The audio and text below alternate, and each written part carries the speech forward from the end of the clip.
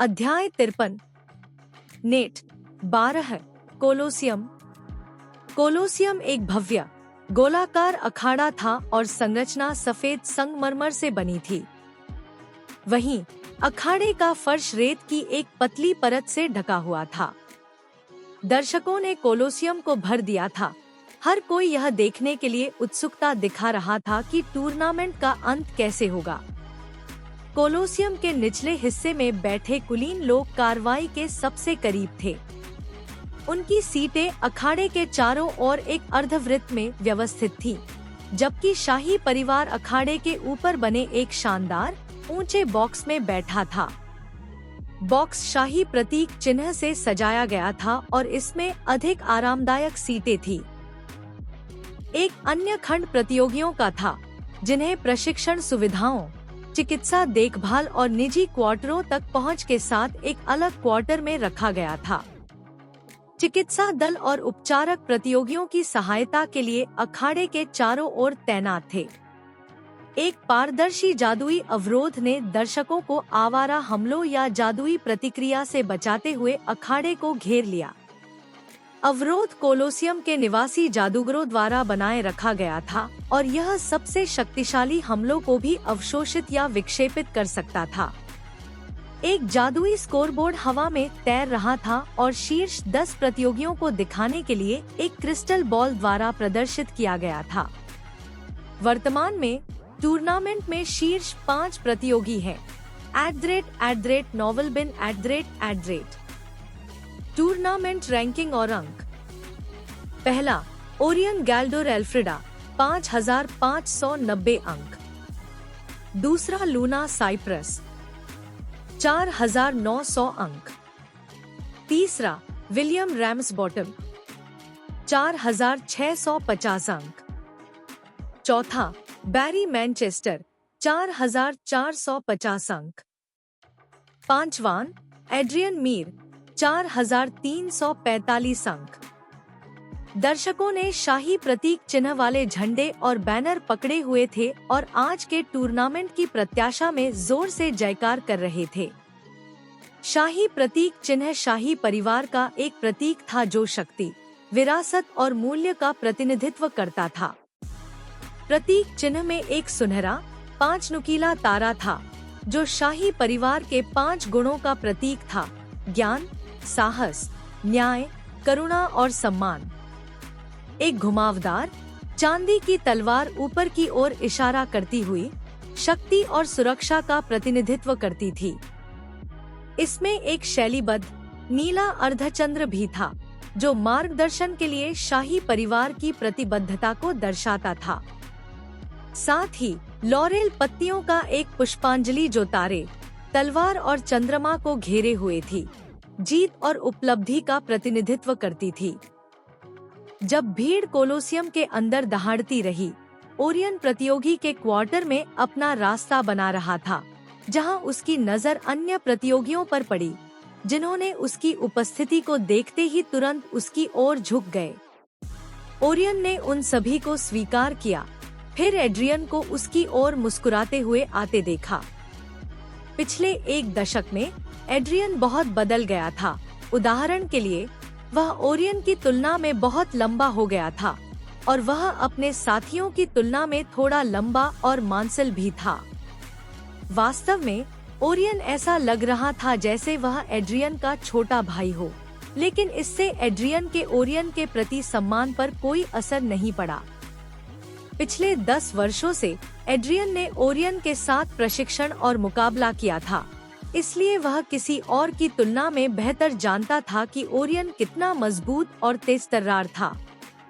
इसके अलावा एक डार्क एल्फ और एक बैरन के बेटे के रूप में एड्रियन वर्षों में और भी सुंदर हो गया था।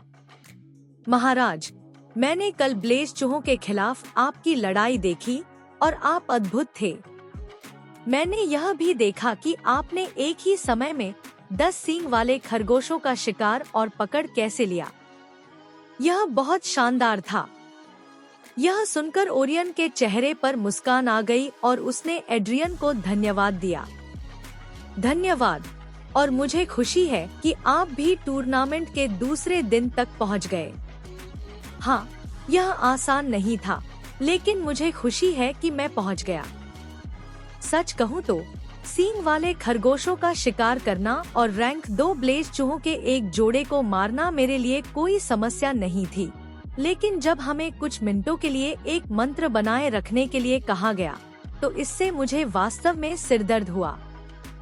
चूंकि एड्रियन ओरियन की तरह ही माना और आभा दोनों का उपयोग कर सकता था, इसलिए एड्रियन को जादू सहनशक्ति परीक्षण से गुजरने के लिए कहा गया था।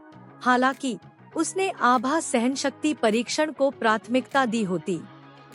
कुछ अन्य लोग भी थे जो केवल आभा का उपयोग कर सकते थे, लेकिन माना का नहीं। इसलिए इन कल्पित बौनों को आभा के उपयोग से जुड़े सहनशक्ति परीक्षण में भाग लेने के लिए कहा गया। एड्रियन उन अन्य प्रतियोगियों की तरह आभा सहनशक्ति परीक्षण में भाग लेना पसंद करता, क्योंकि यदि वह उनमें शामिल होता तो निश्चित रूप से अधिक अंक अर्जित करता। इसके बजाय उसे अपनी सबसे मजबूत जादुई आत्मीयता के आधार पर जादुई सहनशक्ति परीक्षण देना पड़ा। ओरियन ने खिलखिलाकर जवाब दिया, मैं समझता हूँ कि तुम्हारा क्या मतलब है। जादू कभी भी तुम्हारा सबसे मजबूत सूट नहीं रहा। मुझे पता है ना?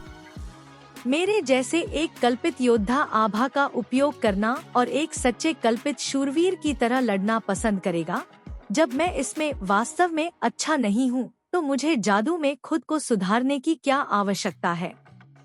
हालांकि मैं माना और आभा दोनों को महसूस कर सकता हूँ, मैं वास्तव में मंत्र डालने की तुलना में आभा के साथ खुद को मजबूत करना पसंद करता हूँ। ओरियन को भी इसके बारे में पता था, क्योंकि जब भी उन्होंने एक साथ प्रशिक्षण लिया, तो जब भी लकड़ी की तलवारों के बजाय जादू से प्रशिक्षण का समय होता था, तो एड्रियन कितना उत्साही महसूस करता था, यह किसी के लिए भी देखना आसान था। लेकिन फिर भी मैंने सुना कि कुछ प्रतियोगियों को जादुई सहनशक्ति परीक्षण या आभा सहनशक्ति परीक्षण चुनने का विकल्प दिया गया था। क्या आपको भी चुनने के लिए नहीं कहा गया था? है। इसके बारे में एड्रियन ने अपनी हंसी को दबाते हुए अपने बालों के पिछले हिस्से को खरोचा। उसने ओरियन के साथ आंख से संपर्क करने से भी परहेज किया। तुमने खुद चुनाव किया, है ना?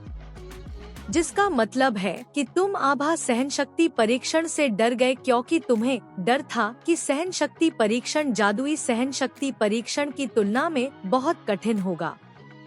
उफ, यह देखकर कि ओरियन सही था, एक काल्पनिक तीर एड्रियन की छाती में घुस गया और उसने हार मानकर अपना सिर झुका लिया। यह सही है चिकन, ओरियन ने चिढ़ाया। अरे, मैं चिकन नहीं हूँ। ठीक है, तो जो तुम चाहते थे उसे देने के लिए टूर्नामेंट के अधिकारियों को दोष मत दो। तुमने ऐसा दिखाया जैसे तुम्हें जादुई सहनशक्ति परीक्षण पसंद नहीं आया और तुम आभा सहनशक्ति परीक्षण लेना पसंद करते। मुझे लगता है कि तुम सही हो, लेकिन तुम मुझे भी दोष नहीं दे सकते।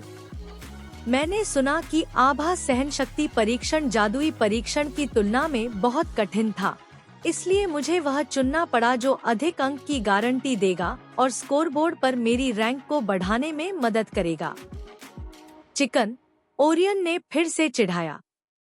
अरे, आओ भी। अगर तुम ऐसा कहते रहोगे, तो सभी कुलीन लोग मुझे भी वही कहने लगेंगे। एड्रियन ने अपने हाथों को अपने सामने बांध लिया। ओरियन से अनुरोध किया कि वह उसे चिकन कहना बंद कर दे, इससे पहले कि बाकी सभी उसे वह कहने लगे।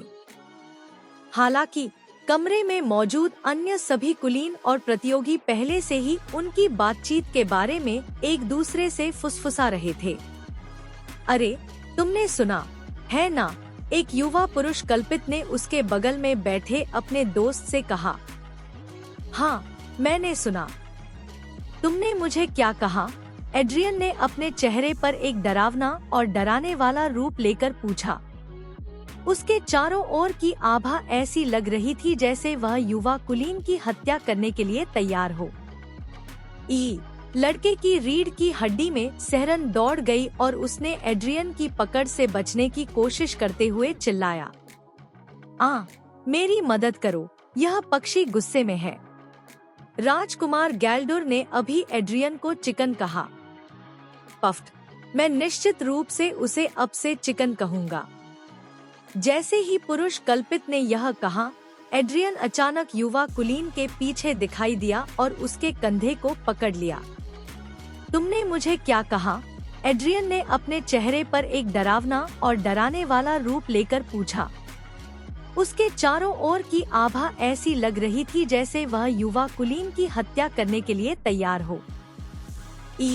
लड़के की रीढ़ की हड्डी में सिहरन दौड़ गई और उसने एड्रियन की पकड़ से बचने की कोशिश करते हुए चिल्लाया, आ